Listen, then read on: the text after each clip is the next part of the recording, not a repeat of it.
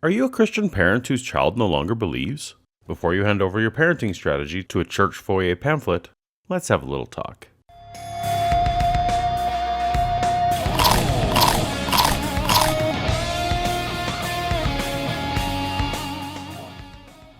This summer, I was attending a family event that happened to be taking place at the church I was raised in, a building I had not entered since becoming an atheist.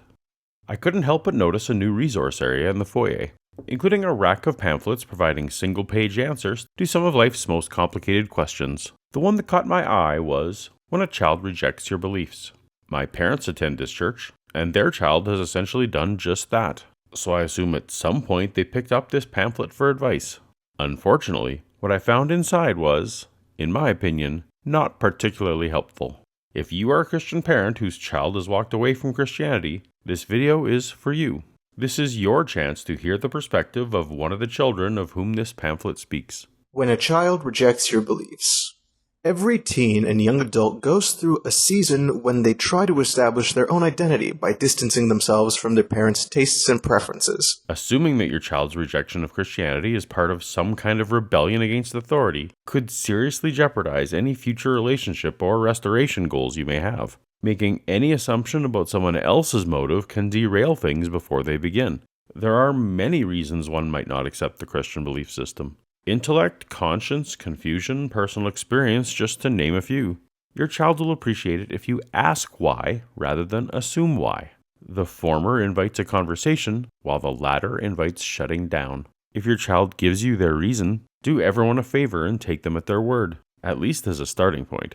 Don't presume to know their motives. But what do you do when your son or daughter rejects your faith and embraces beliefs or behaviors that you know could be harmful? I'm going to set aside potentially harmful beliefs for a second and focus first on potentially harmful behaviors. Good theology does not prevent harmful behavior. So hopefully you've trained your child how to make good choices, or at least make realistic evaluations, in any situation outside of what the Bible may or may not say. If your wayward child is engaging in legitimately harmful behavior, the danger should be explainable and demonstrable without appealing to a God. So just deal with it on the danger level. Injecting God at this point may cause the child to stop listening to otherwise good advice. So you'd be creating a barrier to safety.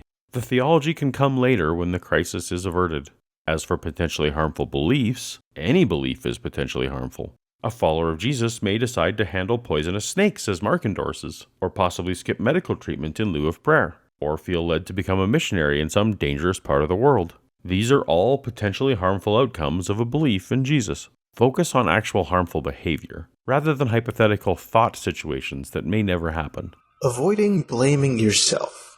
Rejection brings pain, especially when the son or daughter you've poured your life into walks away from everything you care about, or transfers their loyalty to a group of strangers. While your relationship to Jesus might be the most important thing to you, don't confuse most important thing with everything.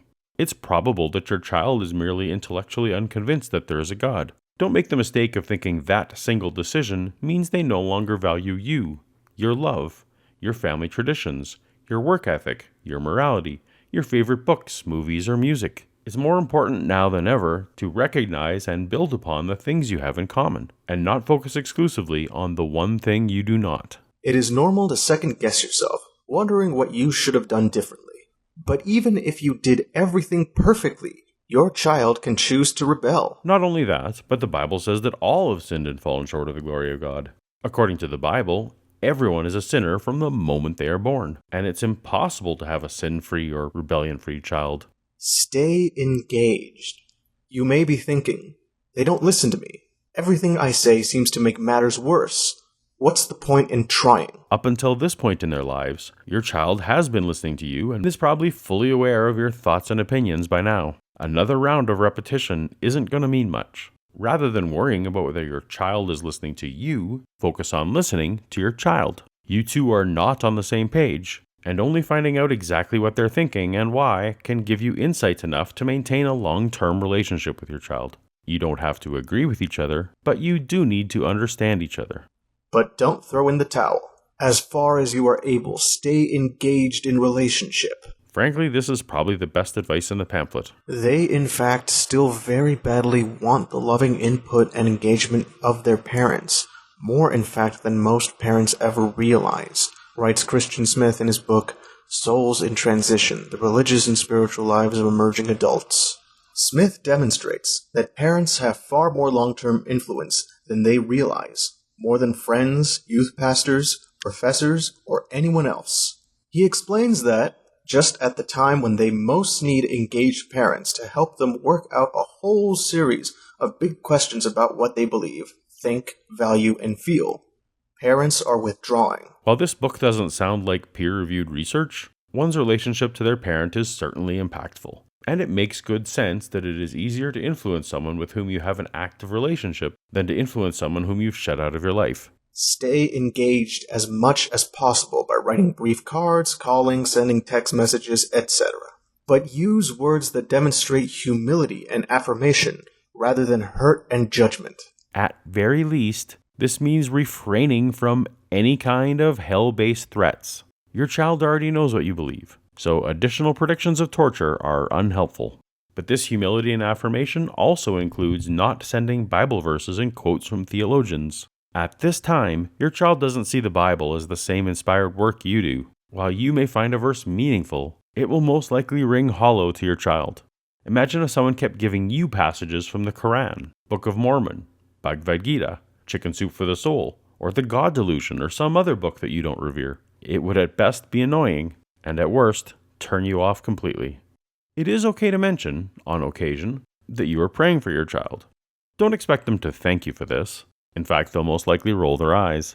But at the same time, they know how important prayer is to you, and hopefully therefore appreciate how much you mean to them. Your efforts may go unacknowledged for some time, but they still serve as deposits for the future by saying, I will always love you and be here when you are ready. Don't just be there when they are ready. Always be there for your child. If you're going to make common beliefs a prerequisite for a relationship, you might as well let them go now and save both of you a lot of frustration. Balance, grace, and trust. The greatest influence you can have on your son or daughter is to reflect both God's grace and truth. It can be difficult modeling both, especially when dealing with prodigal children. Your child is also seeking truth, and has undergone some kind of process that leads them to a differing conclusion about what truth is. Insisting or asserting that your assessment is better than theirs is more likely to isolate than to convince. If it is important to you that you and your child reach the same conclusion, instead of proclaiming that truth, take the time to find out why your child has come to think differently. What evidence did they consider? What epistemology did they use?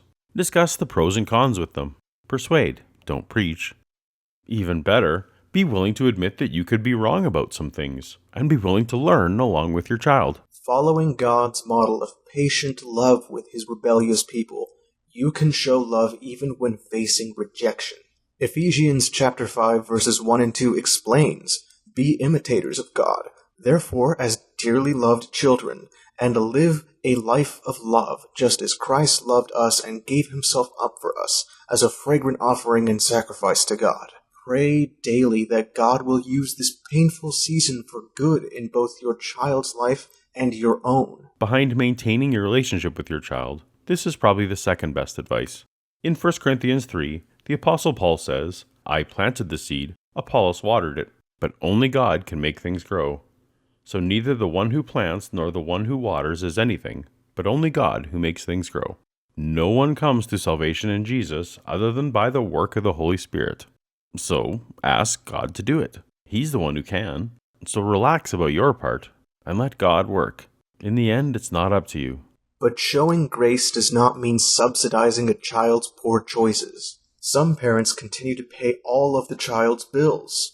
Others go so far as to bail their kids out of trouble, letting them avoid the consequences of their sins. Just assuming that unbelief in God will automatically lead to the kind of poor choices that require bailouts is not a good starting position. Teen pregnancy is highest in regions with the highest rates of church attendance. Atheism rates are far lower in prison than in the general population. Let's just acknowledge that poor choices can be made by anyone of any belief system, and deal with those poor choices as a separate issue. If your son is in jail, or your daughter at an abortion clinic, or your child is living on the streets or abusing substances, I would hope that your reaction to that situation wouldn't be impacted by their belief in God, but instead be driven by what you see as the most loving action for your child. but instead be driven by what you see as the most loving action for your child in that circumstance. Sometimes parents must show tough love by allowing the natural fallout of wrong choices to take effect. Remember the biblical story of the prodigal son. It was not until the boy became hungry that he came to his senses and returned home to ask forgiveness. Don't interfere with the events God may use to help your child come to his or her senses. This is a reasonable consideration for a child making bad choices, but the child's beliefs shouldn't be a factor in your reactions. Parents of prodigal children may experience pain when they read, "Train a child in the way he should go, and when he is old he will not turn away from it." But Proverbs chapter 22 verse 6 is not a promise. It summarizes a general pattern. This, like virtually every other verse in the Bible, can be interpreted in a number of different ways. The plain reading obviously sounds like a promise, or this clarification wouldn't be necessary. It is probably this kind of subjectivity that has contributed to your child's doubts. Besides, your child's story is not over. You have made an impression and laid a foundation. Your child's story is not finished yet. Stay engaged in coming days by balancing grace and truth while anticipating a new chapter in your wayward child's life. Your child doesn't consider themselves wayward. More likely than not, they are choosing the life path that seems best to them. Language is important, and little digs like the word wayward can be the difference between your child staying connected to you and your child having to leave you behind with their former faith. Take a page from Jesus and the woman caught in adultery. Value the relationship more than you value being right. Do that, and everything else will work itself out. Recommended books. Disconnected by Chap Clark and D. Clark. Describes how things have changed since you were a teen and gives you ways to build your relationship with your teens while instilling in them the values they need to thrive in a MySpace world. In a MySpace world? It's been over a decade since MySpace vanished from relevance. The world that your child is living in is fast-paced, one where the entirety of human knowledge can be used to investigate every claim of every religion with a device your child carries in their pocket. This is no longer a world where your local pastor is your primary resource for learning about theology. I know you're fond of old books, but look for more relevant insights into what your child is facing. The fact that you found this video on YouTube is a step in the right direction. I hope that this was helpful and that you'll accept this in the sincere spirit in which it was intended. And if any Christian kids of atheist parents have advice for me on what to do when a child rejects your non-belief, let me know. Huge thank you to V from Theomachy for lending his suave voice to the pamphlet. His video content far outshines his subscriber count, so do me a personal favor and click on the link in the description to binge his channel for intelligence with style.